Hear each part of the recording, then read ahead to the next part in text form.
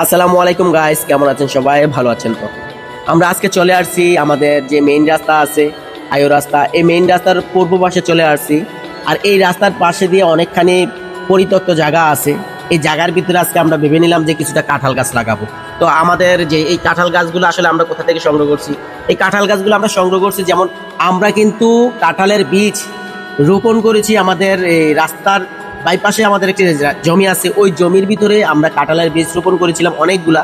তার মধ্যে এই গাছগুলো অনেকগুলা গাছ হয়েছে। তো হওয়াতে আমরা এই যে দেখেন কত বড় বড় গাছ হয়েছে, ওই গাছগুলো এখন এনে আমরা রাস্তার পাশে যে জায়গাগুলো আছে পরিত্যক্ত, ওই জায়গার ভিতরে আমরা এই কাঁঠাল গাছগুলো লাগাইতেছি।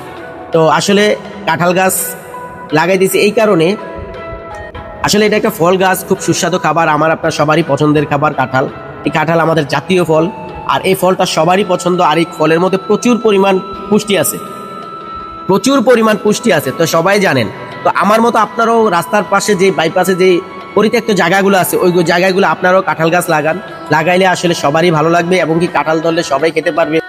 কাঁঠাল এমন একটি ফল, যদি গাছে গাছ পাক না পায়, যেই কোনো মানুষে পেরে সবাই মিলে খেয়ে ফেলে। তো তার জন্য আমি আপনাদেরকে বলতেছি, বেশি বেশি গাছ লাগান আর বেশি বেশি কাঁঠাল খান।